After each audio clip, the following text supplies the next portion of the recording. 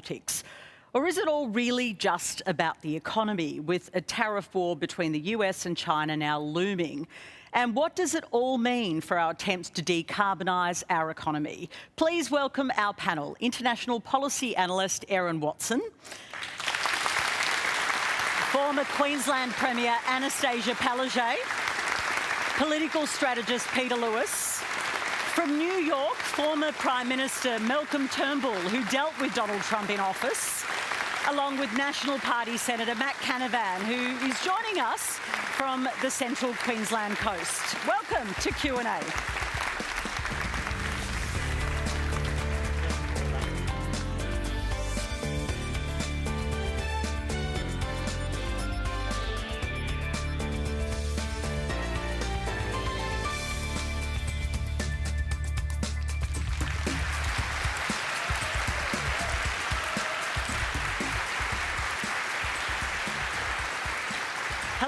I'm Patricia Carvelis. We're broadcasting live from the ABC in Brisbane tonight on the lands of the Turrbal and Yagara people. You can follow our conversation on all the socials. Qantas is the hashtag. Please get involved. Let's get started tonight with a question from Peej Talebi. Hi, Peej. Hello. Is the overwhelming majority vote for Trump a sign for politicians in the West to get their priorities right, put identity politics aside, understand that diversity in belief and common sense prevails, and finally move back to broad-based politics? Excuse me. Annastacia. Well, thank you for that, and I think what you said makes some perfect sense there, because I do think there is a need for politicians across Australia to get back to basics. And for Labor, that means focusing on people's health, housing, education needs. And out there, there's a real issue with cost of living. People are finding it hard to put food on the table. They're finding it hard to meet their rent. They're experiencing mortgage stress. And I think people are angry and they're looking for answers. So whichever side of politics can really connect with the people and tell them what they're doing and what they think is the way forward, I think will hold them in good stead in elections to come. Matt Canavan, you heard the question. What's your answer to it? Well, look, thanks, Peach. I mean, the situation in our own country is we've suffered the biggest drop in living standards in the Western world since COVID. This has never been done, never been recorded in Australian history, this kind of drop in living standards. Everybody's getting poorer, and everything doesn't seem to be working as well as it used to. I mean, just last night I drove back from Bundaberg from a kids' basketball tournament, and the Bruce Highway is just in a shocking state. And it's nice to see. I agree with what Annastacia said about, you know, going back to basics. But I mean, while you were Premier, Annastacia, you presided over a massive expansion of government control, massive spending, got panicked with COVID, and we're all living the wages of those sins now with massive inflation. And I just don't think people here in Australia are looking at the cold, hard truths of the world. We've been very lucky as a nation. We're the luckiest country on earth, and we've had to avoid tough choices. We've been able to avoid tough choices for a long time now. But maybe the real lesson of Trump's election is that sort of complacent time in our history is about to end. And if we don't start making some tough choices now, I really do fear for our children's future and whether or not they'll have. What are the tough choices? What tough choices are you referring to? Well, in particular around energy is a bugbear of mine. We should have the lowest power prices in the world. And this is not about Donald Trump. I mean, the US last year produced more oil than any country in any year in history. They have gas prices a third of ours. We've got lots of coal and gas and uranium, yet we have now some of the highest power prices in the world. We're losing our manufacturing industries. Why are we doing this? Why aren't we taking our natural advantages we have as a country to develop? We have some of the highest house prices in the world, yet we've got one of the lowest population densities anywhere. Why aren't we building new cities? Why do we stay locked into a 50-cent bus fare sort of mentality where everybody stays in a capital city when we could build new towns and new cities all around our country and let people have the space to have a backyard and the same type of lifestyle Australians have enjoyed throughout our history. But I just feel at the moment, as I say, we've rest on our laurels. Our first response as politicians is to throw cash around to any problem. rather than deal with the long-term structural issues and problems in the Australian economy and society we face right now. Okay. Malcolm Turnbull, I want to bring you in and return you to, if we can, Peter's question, which is putting identity politics aside and this idea of broad-based politics. Do you think that was the message of the US election?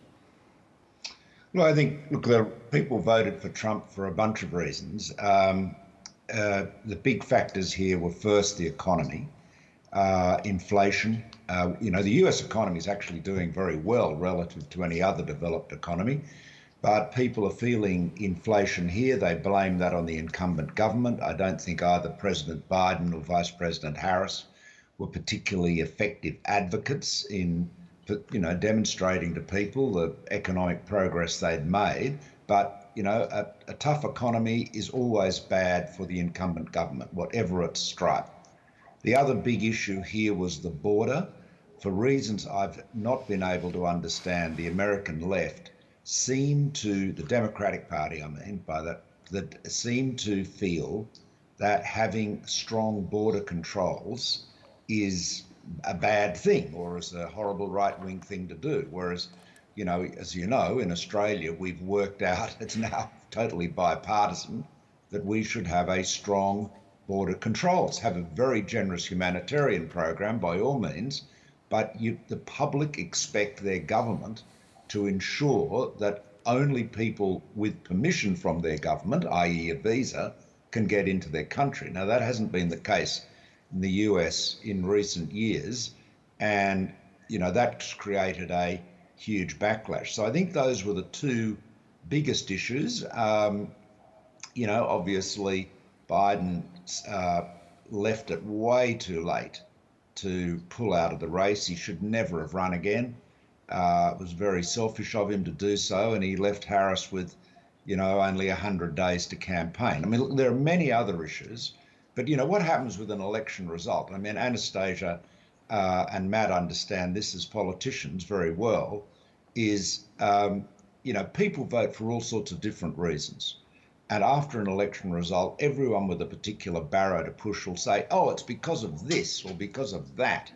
Well, it's always a bunch of things. But I think in terms of the big picture, the two biggest issues here that helped Trump were the economy and the border. But there were many others as well. Okay. Erin, I want to bring you in. I think that, we're in a time where people having this space to have a higher order conversation is really challenged. So it is about going back to basics. There's a whole range of more ideological issues that people simply don't have the space to be thinking about when you're in this economic environment. I mean, I grew up in an era of 30 years of uninterrupted economic growth. It was just such a remarkable story.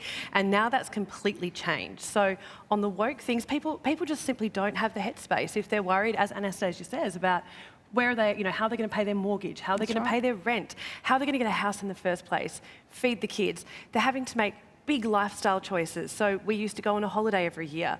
Now we don't. We used to be able to buy all these things for our kids, and now we don't. And that's a big generational shift that we haven't had to, undergo for decades in this country. So, we don't really have the space for those ideological conversations in our day-to-day. That's interesting, Peter. I read it a little bit differently. I think historically, the victors over-celebrate the win and the losers over-catastrophise the loss. The big tell for me was on election night at that weird wedding party speech. The head of UFC, Ultimate Fighting Champion, gets given the mic from Trump, like Dana White. Yeah. Do people know what UFC is? I don't know what the Venn diagram between Q&A and UFC is. Not very same big. Crowd, Peter, same crowd. It's basically a mashup of every violent sport in an octagonal cage, and the job is to render your opponent unconscious.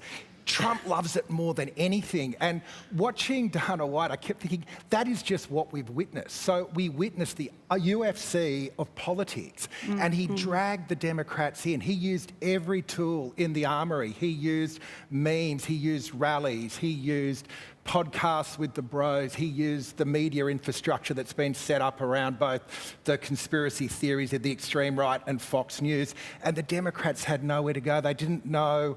They started off with Weekend of Bernie's with Biden, and then they didn't know whether Harris was going on Joy or going on Brat, and they didn't know whether he was weird or a fascist. And at the end of it, it just was a whole bowl of nothing, and Trump smashed them. So we can say that woke is dead. Woke was weaponised by Trump as part of that UFC, and I just hope we don't overread the lessons. It is the way the attention economy now works. His biggest spend in advertising was that advertisement about transgender surgery in prison. And then saying she cares about they, them. Yeah, the closing message. So it was weaponised, but that doesn't mean that people that want a fairer world shouldn't still be working in communities to deliver it. But is there a danger in working class parties like Labor focusing well, absolutely, if you walk into a trap like that. Now, you can argue that whether Dutton has the same skill set, like Trump is an exceptional UFC fighter in politics, but he's one, like he did not get up there and talk about his agenda. He's got a bunch of grievances that he will try to turn into policy, but he won on the night, and that was the story. Our next question comes from Andre De Leon. G'day guys. Trump's victory has shown there's a strong silent majority that feels overlooked by mainstream politics. Do you think this sentiment is mirrored in Australia? And could it shift the political landscape here in a similar way? Matt Canavan. Yes, I do. I do. I've got a few sons, so by saying the story won't name check one of them, but you know, one of my sons after the result said to me that Trump was his hero, and I'd never spoken to him about politics before, and I sort of was a bit shocked by it.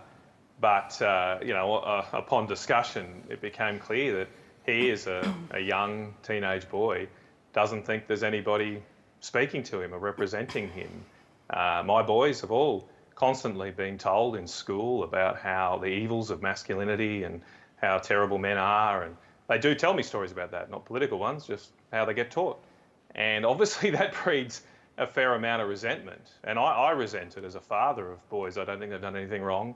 I don't think there's anything wrong with masculinity or wanting to protect people. Wanting to have a drive and vision, and definitely at a cultural level, Donald Trump's campaign this second time has tapped into that with the likes of Elon Musk and wanting to go to Mars and have a vision for our future. We've just become such a really small-minded culture that does demonise masculinity. So you can't move away from the fact that there is a whole lot of men in our society that feel ignored right now, feel ignored in our mainstream media, feel ignored through Hollywood and our movies and our culture. And there's a small backlash here in what's happened in the US last week, but there's a much bigger groundswell there that we're not dealing with. And I worry for a society that ends up with lots of disengaged, unappreciated young men. Male heroes ignored by Hollywood, that's the new one. Anyway. Well, they are lately. They absolutely you seen Marvel? are. I mean, but that's not, those stories are not the same. They're not the same. They're not the same. If you compare the narrative arcs of a Rocky, of the original Star Wars, not the sequels, they're very different stories. They're not the same story. You might have seen the meme go around since last week that Donald Trump's narrative arc is just like, you know, A New Hope, The Empire Strikes Back, and Return of the Jedi. That taps into something. And I think Donald Trump won the election when he survived the assassination attempt and got up and pumped his fist. You can't fake that. I mean, that I think for all young men and women, that just was such an inspiration. And I want to go back to you, Andre, if I can. Sorry, Matt. Andre, do you feel not heard? Within Australian politics, not necessarily. But I feel as though, not being in the US, but being on social media, that a lot of the Americans on the opposing side of politics weren't being heard, and it's been pretty evident through, obviously, what their mainstream media has been telling. But do you feel like men are not being heard, boys, like Matt has just said? Not necessarily. I think in this country we're at a stable level in terms of that. Yeah. That makes sense, but in the US, I think it's definitely the opposite. That's an interesting point. Malcolm Turnbull, a distinction was just made there between the US and Australia, although Matt Canavan reckons some of this is happening in Australia. Do we have a problem? Is this hyper-masculinity that we're seeing in the Trump campaign and the sort of bromance that's happening in the voting part of something bigger? Well, I wouldn't encourage Peter Dutton and Matt to try to sort of do a Donald Trump and sort of launch the Liberal Party's campaign with, you know, Hulk Hogan and wearing a big shirt. I think all the, I mean, I don't know. I mean, you know, Matt and Peter might look fabulous if they tear their shirts off, but I think it's better to remain fully clad at political events, to be honest with you. I mean, Tony Abbott, obviously, maybe it's Tony's time to come back. Maybe the message should be for the coalition is bring back the budgie. Maybe that's the answer. Annastacia Palaszczuk, I'll bring you in a second, but I mean, you were a long-running female leader in our country, and we're going to have a discussion a little later, I think, around women and leadership. But the point about this disconnect between voters and what's happening and whether these trends could happen in Australia and the points Matt Canavan made. Do you see some of this? I think what everyone would realise is Trump is a master communicator. And when he was on The Apprentice, he had an international audience and people loved that character. And he's still that character. And he speaks to people and they resonate. There is a lot of people there, we've seen it, and he had an even bigger swing than when he first got in. And I was over in New York in September, and people were saying he is going to win the swing states. He is going to be re-elected as president. And he can talk to people. And what I think needs to happen, and based on a bit of my own personal experience, is my philosophy has always been talk to everyone, treat everyone equally, be out on the factory floor talking to people, talk to the cleaners, talk to the school administrators, talk to the people who work in universities, speak to everybody equally, and then you need to respond to them and build your ideas around that. Don't sit in a capital city and make your policies based on that capital city, because there is a huge decentralised state here in Queensland. Is that what's happening, do you think? I mean, because this idea of being out of touch, this concept about identity politics, has there been too much of a focus on that, do you think? I think people are playing into identity politics, but at the end of the day, it's not necessarily the person, it's how you connect with people. How you can understand what they are going through in life and how you can make their life better. And it's not just about the present, it's about the future. If your children want to have a good trade or if they want to go to university, they should have these opportunities in Australia. And you've seen the Prime Minister address these issues through, the reduction in HECS. You've seen it in the free TAFE places. But he's still going to be depicted as being too obsessed with pronouns, for instance, or too obsessed with the voice last year. That's what we're hearing. Well, I think everyone learned a lesson from that. And everyone What's the lesson? Well, I think the lesson is what people want to talk about is what's happening to them sitting around that kitchen table. And that's the lesson. The lesson is what is being discussed right now around the kitchen table. And I'll tell you what, it doesn't help when you've got the Reserve Bank coming out and saying that thousands of people are going to be losing their homes. I was devastated when I heard that. How about the banks go and help these people and talk to them about how to save their homes? Yep, or if they need new jobs, how about where they can get the retraining to get these jobs?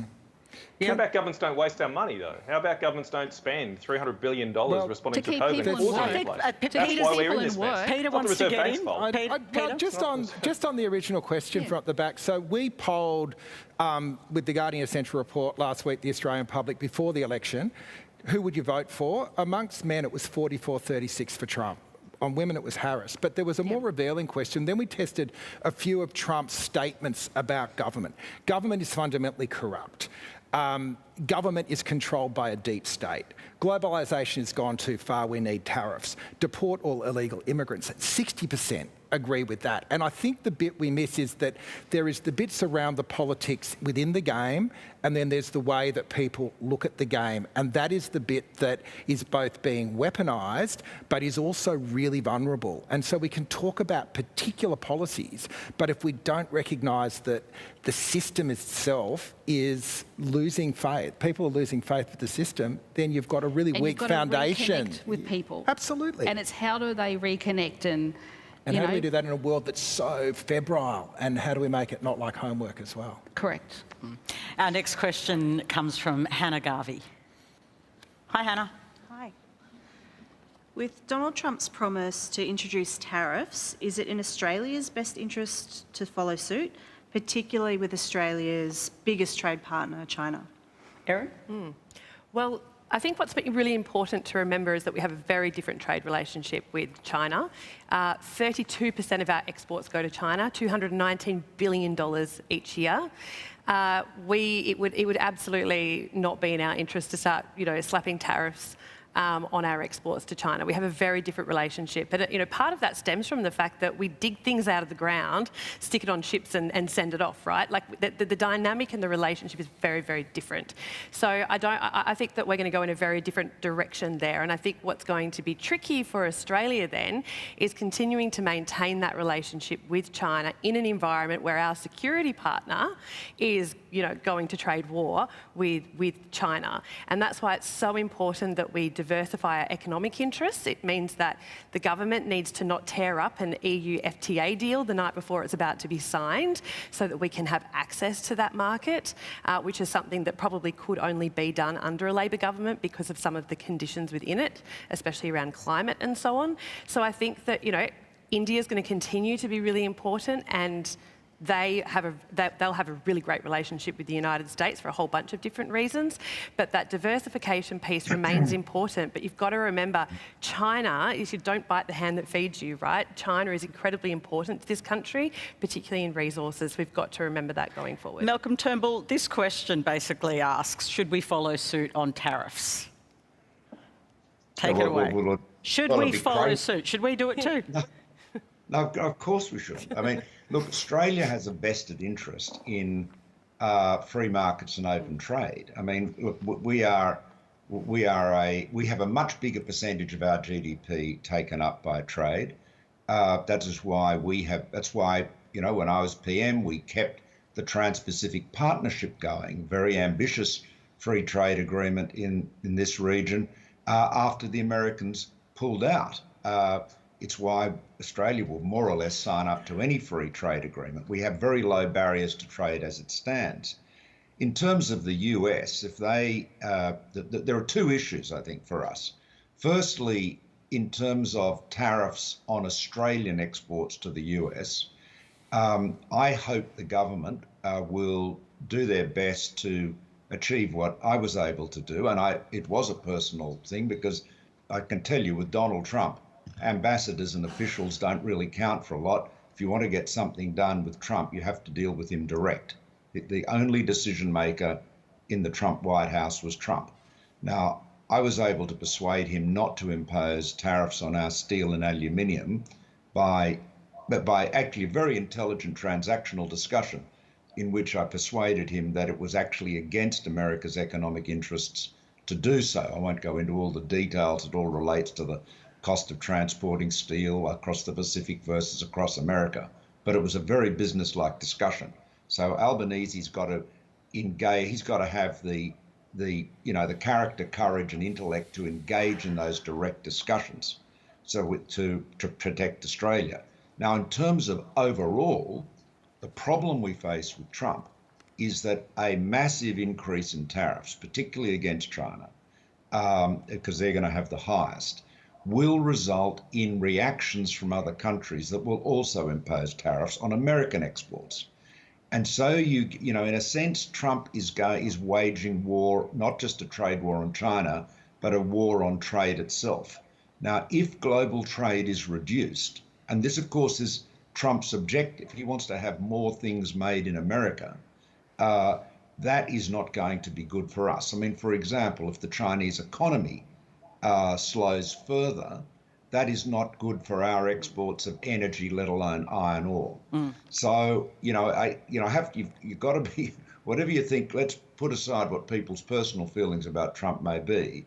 Just from a basic national interest point of view, you've got to say that his approach to tariffs is not consistent with Australia's best national interest. Well, the Treasurer, Malcolm Turnbull, has warned tonight that inflation could surge here in Australia as a result. Do you agree?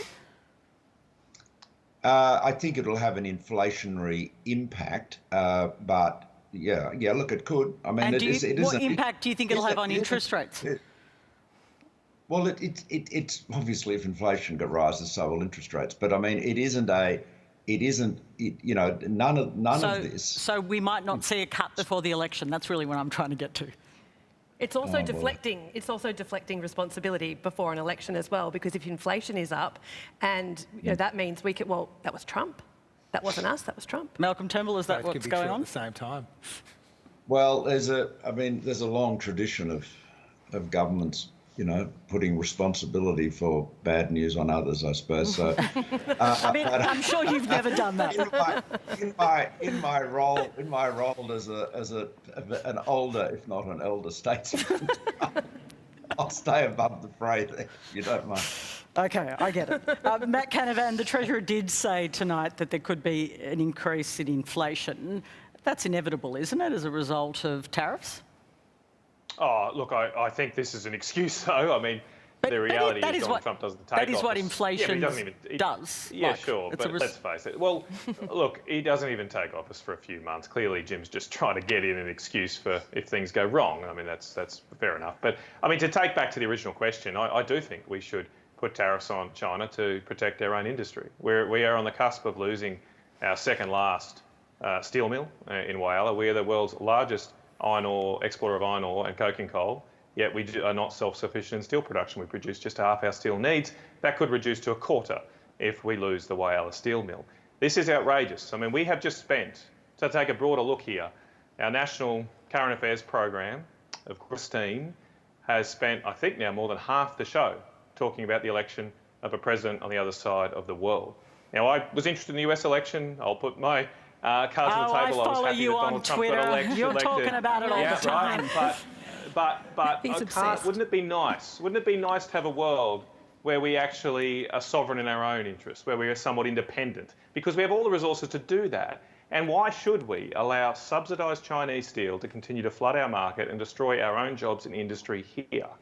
Now, if it's not a free market, it's not free trade, as Malcolm just described. China has never lived up to the obligations that were imposed on it by joining the WTO in 2001. It was meant to get rid of. It's behind the border subsidies that it is never done. And that's why it now produces nearly 60% of the world's steel. It is an unbalanced outcome for the world, and it's very detrimental to our own economic interests. Malcolm Turnbull? Yeah, look, just quickly. Chinese overproduction of steel is a big issue. I mean, it's been around for a long time. I remember, raising it with both Chinese leaders, both President Xi and Premier Li Keqiang at the time when I was there. But look, the answer to this is really in anti-dumping rather than tariffs. And we do have an anti-dumping regime, and it does operate. And that really is to say, if a country is subsidising the production of steel and they are producing it or delivering it to Australia at below, arm's length cost, then you can impose a specific, tariff, I suppose, on that. But what Trump is talking about is an across-the-board tariff. Yeah, it's a different thing. I thought the question earlier was whether we should respond with that. But in terms of anti-dumping, so look, I agree with Matt's point about protecting industry, and I mean one of the challenges we are going to face, talk about Australian independence and resilience, is that because of a number of decisions, first made by the Morrison government, then reinforced by Albanese, we are now, we have diminished our sovereignty. We are much more dependent on the United States than we've ever been, at a time when the United States is avowedly pursuing an America First policy, And therefore, and you know, Trump's message to allies around the world is do more yourself, be self-reliant. You can't always count on us. You've got to stand on your own 2 feet. And we have basically, over the last two, this current government and the previous one, have flung ourselves helplessly into the Americans' arms. And I don't think that wins us any respect in Washington, quite the contrary. And I think it has been mightily against our interest and looks pretty foolish in the light of this recent election result. Annastacia Palaszczuk, should we be cautious about flinging our arms around the US? Or whatever Malcolm just said. Whatever Malcolm said, but I think we also need to realise that, you know, especially like from Queensland's perspective, like we do a lot of trade with China, a lot of trade with Japan, a lot of trade with Korea. A lot of our, even our energy, our critical minerals, it's all tied up in this Asia-Pacific region. So it's going to be very interesting to see what actually does eventuate. So I think we should wait and see, but hear the caution of what the Federal Treasurer said tonight. All right. Our next question comes from Cara Chessel. Hi, Cara. Good evening. Thank you, distinguished panellists. I worry that Donald Trump's return to office will also mean a return of climate denialism. Given Australia's strong climate commitments to its Pacific neighbours, how can Australia help ensure that regional climate goals are met, even if the US withdraws its support? Matt Canavan, this is one of the things that you've been pushing to change. I see that David Littleproud, your leader, was not such a fan of it changing today, but you think we should change our position? Well, Cara, thanks for the question. Patricia, I'm kind of used to being isolated in Canberra. I don't make many friends down there, but look, I just don't think this agenda is working. To deal directly with the question around the Pacific, we are making promises to our Pacific friends that we can't keep, and I don't think that's a good way to deal with friends. I mean, obviously we can't on our own change the temperature of the globe. And as I said earlier tonight, even before Trump, even under Joe Biden, the US produced more oil than any country in any year ever last year. China is building 2 coal-fired power stations a year. India's just committed to another 80 gigawatts of coal-fired power stations. Indonesia, as I said, is building many of them to steal a lot of our industries like nickel. I mean, the world is not adopting this agenda. And it seems to me that it's about time we face facts here and put our own country's interests first. Now, if you are worried about climate change, clearly what we need to do is adopt technologies that are lower cost in terms of carbon emissions, and then they'll be adopted around the world. One of those, of course, could be nuclear energy, but we continue to deny the use of our own uranium. If you're really concerned about climate change, why wouldn't we try all options? But our political debate here on this issue has become so juvenile. It ignores the international reality of what's happening around the world before Donald Trump, and now afterwards that just accelerates it. And of course, it actually closes off low emission technologies like nuclear energy. I just think we should produce all types of energy. Then we will have an abundance of energy, we'll have cheap power prices, and we'll have a renaissance of manufacturing in this country. It's interesting, just tonight, Peter, I'll come to you in a second, Malcolm Turnbull, but just to you, Peter Lewis, just tonight the UN has warned that this whole ambition, the Paris targets, are basically dangerously not being met. This is just happened. Has Australia's appetite for reducing emissions waned?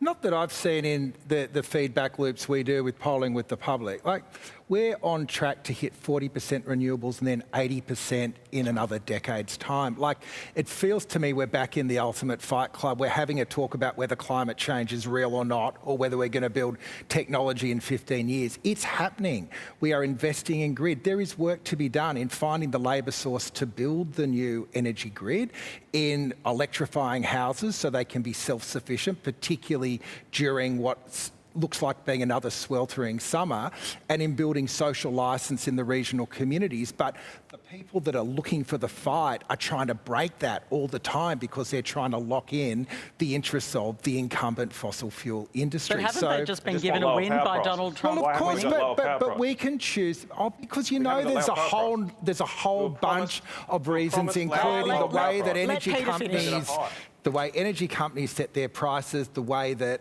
investment works, like, it's just a furphy to keep throwing up the price as a reason not to progress. Experience of people. No, but again, you're in the Fight Club. You're looking for the point of fight rather than try to find the way through the transition that we need to have if we care about what we're going to leave our kids and your sons as well, Matt. Okay, Erin, how does this play out in our own region?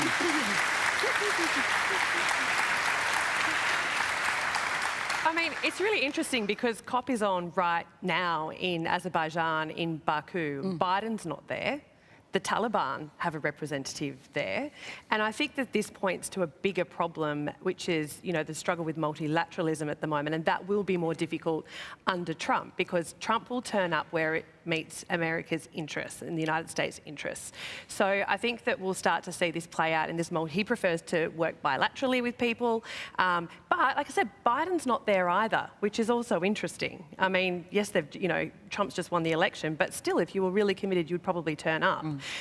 So, you know, it is really interesting. And I think that, you know, you'll see this all across the region. I think Matt's right. You'll see other, you know, countries are going to go independently on a lot of these issues. So that's the environment that we're in and what we're going to see for the next 4 years. But Malcolm Turnbull, it's a serious blow, though, isn't it, to the Paris Agreement now that Trump has been elected. You can see why people who would like that agreement to be scrapped are kind of pretty happy in different places around the world. If people want to see it scrapped, they think this is going to help them out. Well, yeah, Trump is a dead set climate denialist, and he, you know, his day one priority is drill baby drill. He you know, has rubbished renewable energy. Of course, this is a bit hard to reconcile with his new bromance with Elon Musk, the Tesla pioneer. How might that work in all seriousness? I do wonder about that.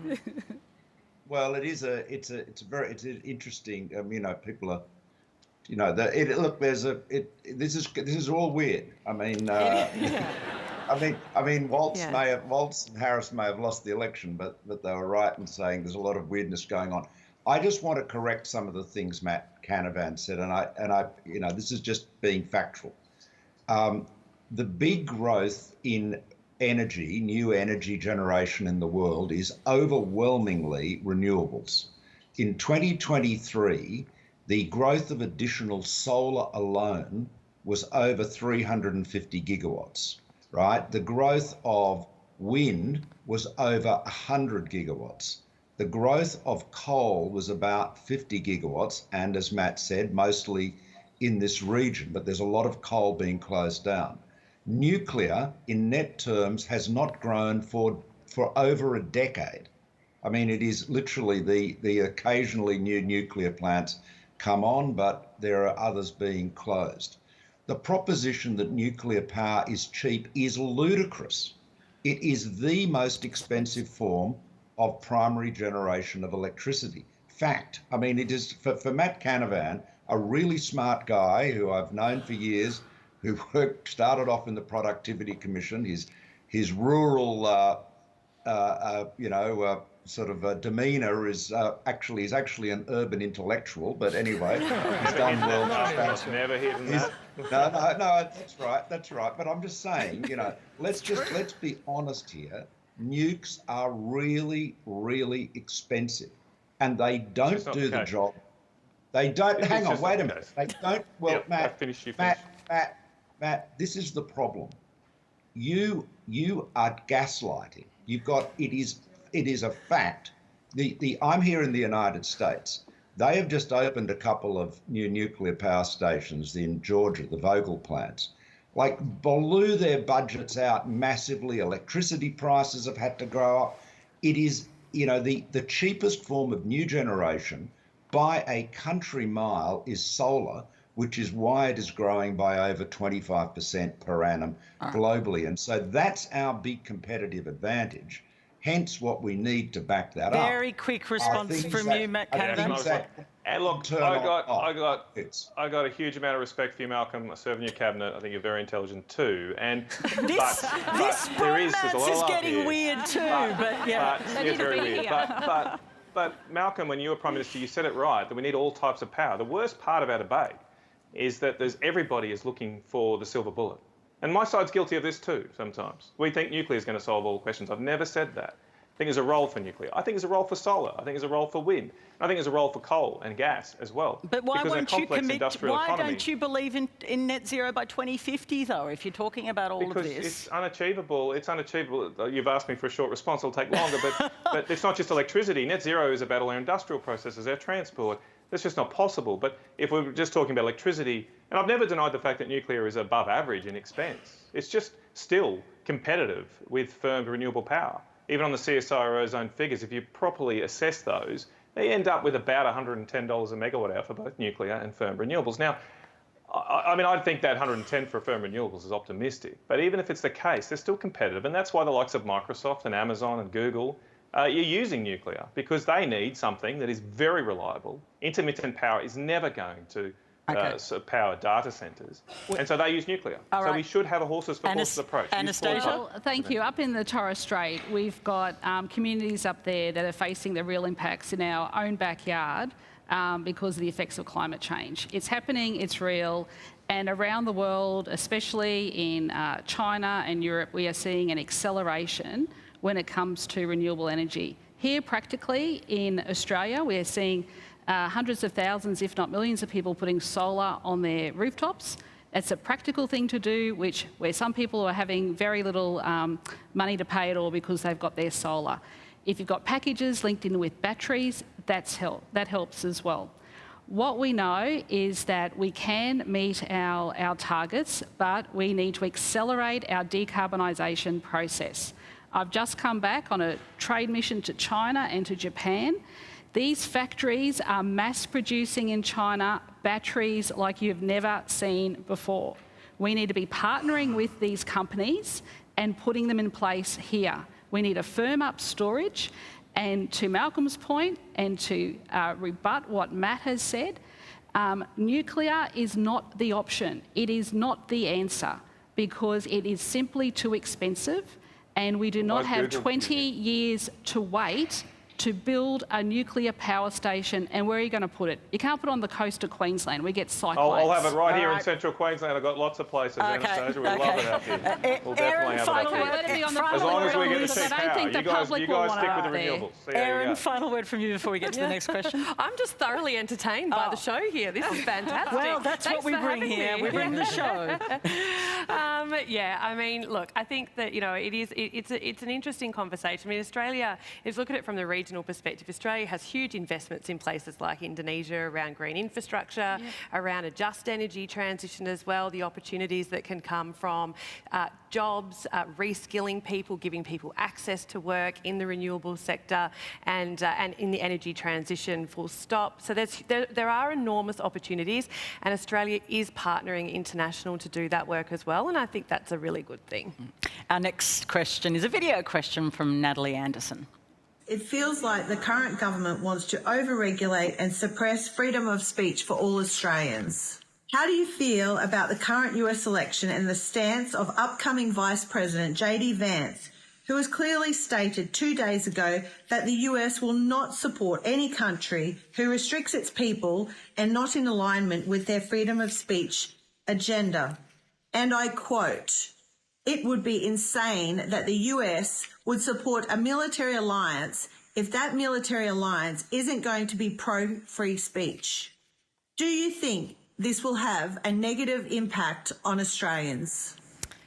Thank you, Natalie. Now, those JD Vance comments, just to be clear, were actually during the campaign back in September, but they resurfaced, I think, which often happens on social media. But he did make them, but they weren't in the last few days, just to be clear, which is our job here.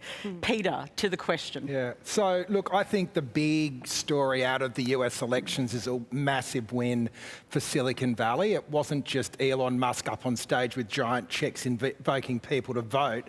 JD Vance was sponsored by some of the tech libertarian billionaires, Peter Thiel, Mark Andreessen, and they want a return on their investment. And we're going to see a few things happening. First, there are a bunch of cases going on. The Biden administration brought in a woman called Lena Khan to bring antitrust, anti-monopoly laws into the 21st century. She's currently got cases against Google, Meta, Apple, and the other one, Amazon, which is why Bezos didn't want to have the Washington Post coming out against Trump.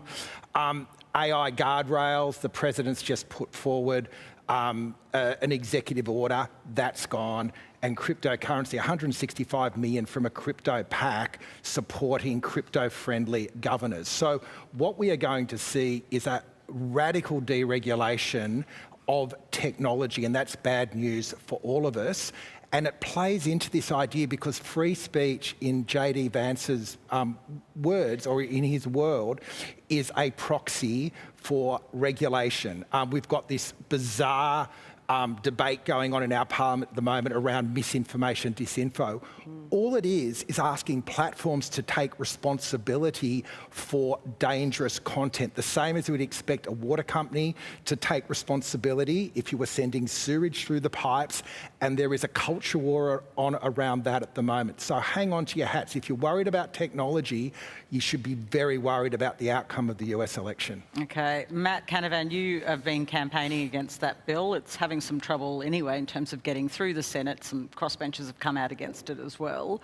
But to the substantive question that was asked in the video, should the US be kind of saying, hey, if you're going to regulate, we're going to pull out of other agreements? Is that?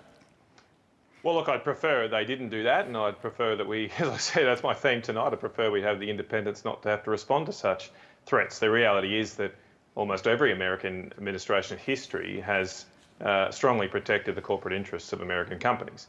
That's been the case with pharmaceutical companies, with Hollywood, over intellectual property law. It's always been the case. And I can't see an American administration not doing the same with the large social media companies now. Now, this bill that Peter, I think, did misrepresent earlier, I'll come to that, but this bill does seek to impose a fine of up to 5% on global revenue of American social media companies. I think that the incoming US administration probably will take a dim view of that. The broader quote that was mentioned in the question actually went to J.D. Vance, said that we'd pull out of NATO if the European, it was talking about the Europeans, not ourselves, but they'd pull out of NATO. So these risks are really serious.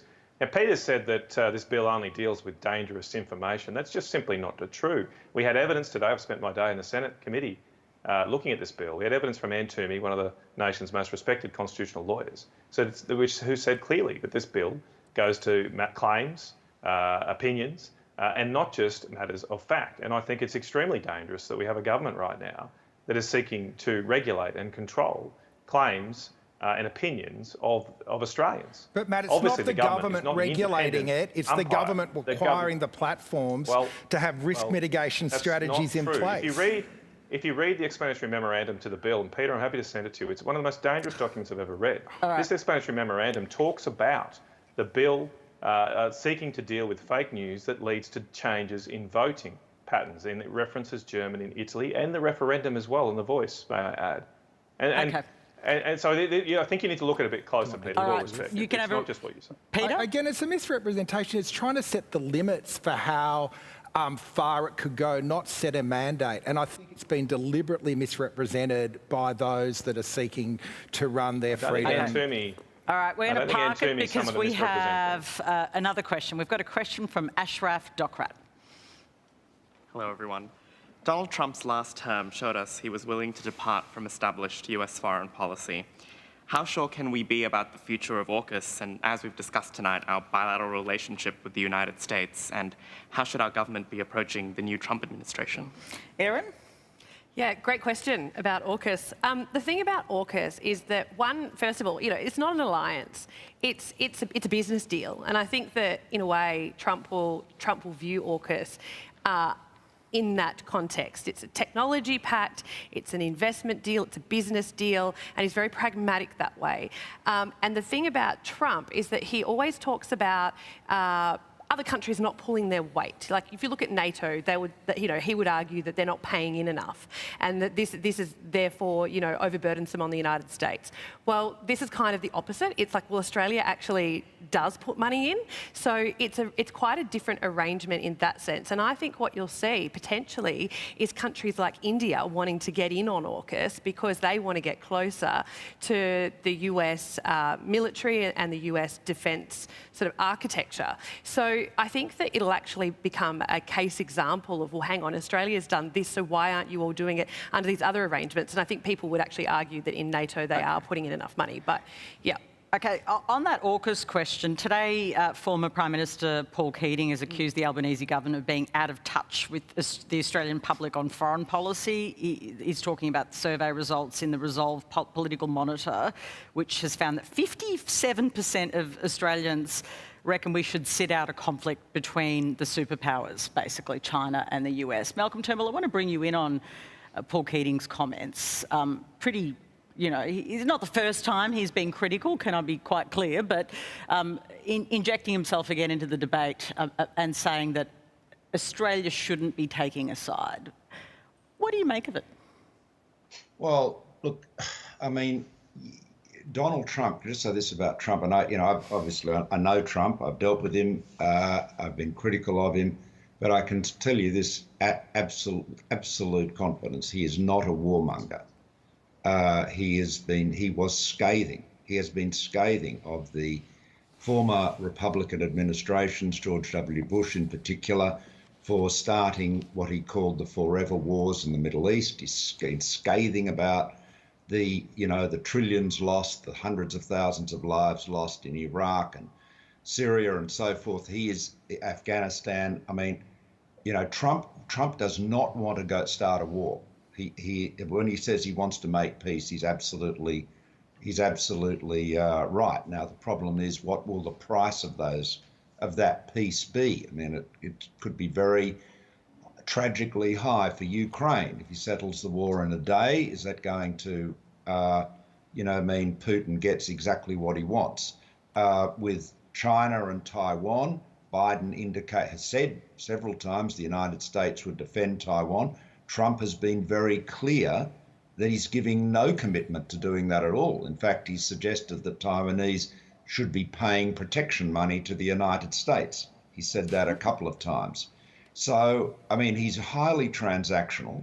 As far as AUKUS is concerned, I mean, with all due respect, India is a non-aligned country. The idea that India is going to become in some kind of, NATO-type alliance with Australia, Japan, the US, this is the Quad, is nonsense. I mean, it's great that we're having a dialogue with India. I got the Quad underway again. It had fallen into, decay during the Labor government. But India's on a very different agenda. The Quad there's a lot of same bed, different dreams when we're talking about the Quad. There's a lot of people talking about wanting to further securitise the Quad. And so where, DFAT might want to talk about Australia, the US, Japan, India, and those kind of nice terms, others are saying we should actually go a lot further for a real counterbalance to China in the region. I mean, that is still a very live conversation. Erin, they're saying that, but this is a conversation among ourselves. I mean, go to Delhi and talk to India about it. I mean, look, Modi is there. He has continued to have closest relations with the Russians. Russia is their major source for military equipment.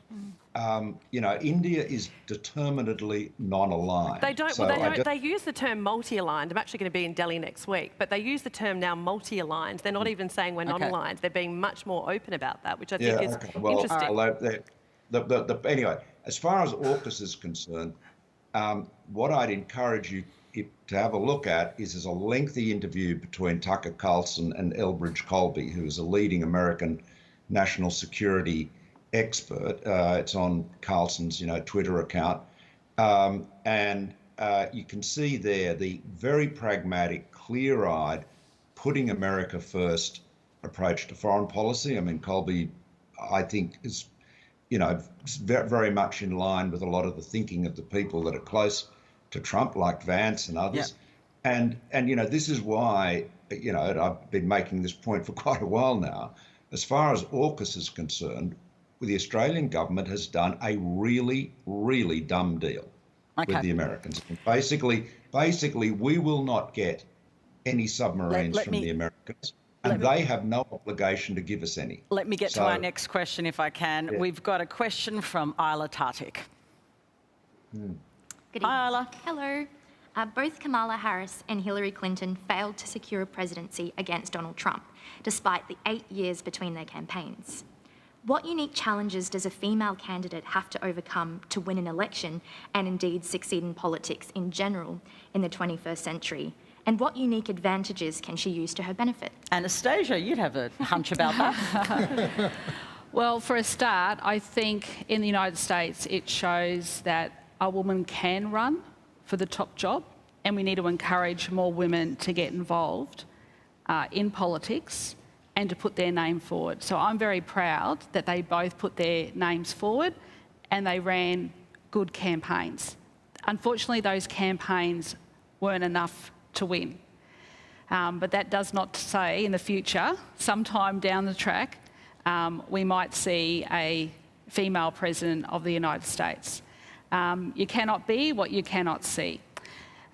So I think in modern politics, some of the issues are, especially with social media, the way in which women are deterred. I heard from a young woman who became a counsellor in the US, and she said she had so much negativity on social media, she had to move her family to a safe house. And she was a part-time counsellor. And I thought I was the only one who copped negativity on social media. I don't read it. And I tell as many people as possible, do not read comments on social media. You'll be a lot healthier and happier to not Annastacia, do it. I've seen a lot of American commentators saying, look, you know, this means that you probably can't run a woman again, or not ever, but for a while. What do you think of that? No, I think it should be the best person for the job. And it doesn't matter if you're male or female, but what we saw in the most recent election is that Donald Trump was a very, very good communicator. Now, Kamala was a very good communicator as well, and she excelled in the debate, but he connected more with people than she did. So the challenge is a woman can connect with people. Maybe it's a different style, but there's a lot of people out there at the moment, especially in the community, that are anti-government, that have got concerns that aren't being addressed, and it's about how we can connect with people more. And I think that's the fundamental issue. I encourage more women to get involved in politics because we need good people to step up and be involved in the political process. Isla, I want to bring you back in if I can. What are you worried about? Are you worried about the future of women in politics or leadership? I think upon reflection, when I ask myself, why did I ask this question? I'm not worried that Kamala lost because she's a woman. I'm just worried that globally we're not ready for a female US president. And I think that's reflected on our own shores. I think we had a false start with Julia Gillard. You know, when she was a leader, I was in primary school and I looked up to her. Yeah. And I'm yet to have someone else to look up to here in Australia. So I think I'm just worried about the sentiment as a whole, and I think we discussed that. You know, the senator mentioned his own son felt that he didn't have a voice in politics, and so to your point, Annastacia, I think that Trump is a good communicator, but I think he communicated well with men. And I think that Kamala Harris maybe didn't go so far as to communicate well with men, and I think that was kind of the fatal flaw there. Yeah, Peter? Can I just go to mansplain a bit? I'm sorry, the man telling you. I know, but please explain to us about women, Peter. But back to the original observation about the Fight Club. I wonder if we've done a really good job of getting women into Parliament, but Parliament is still this... At the moment, media, politics and digital platforms are all driven by anger. The energy that drives the algorithm is not a considered conversation. I don't want to gender it, it's not male and female, but I am interested in how we imagine politics that actually looks for a point of connection rather than conflict. There are plenty of women who are just as combative as men, so we can't even gender that side of the conversation. But you know, it's interesting because there has been research done on exposure to women as leaders in political roles in India, actually, where women who so they had reservation in some states for village heads, and if women were the village head, they were often perceived as providing fewer goods and services than male village leaders, even when they provided more. So there was a perception issue, but over time that actually falls away. And so one of the authors of this work is Esther Duflo, who's a Nobel Prize-winning economist now. But, you know, they found that it's actually exposure to women leaders. So the more that people are up, even if they don't win, even if they don't have the best campaign, even if Trump walks all over them, just having them there in the first place is a really good thing. But I just want to make one more point. The comment earlier about not feeling heard and represented, women do not feel heard and represented. Women do not have other female leaders. As a mother with a child, those people aren't there, and that's what we need more of. And that's all we have time for. Thank you to the panel. Erin Watson, Annastacia Palaszczuk, Peter Lewis, Malcolm Turnbull and Senator Matt Canavan.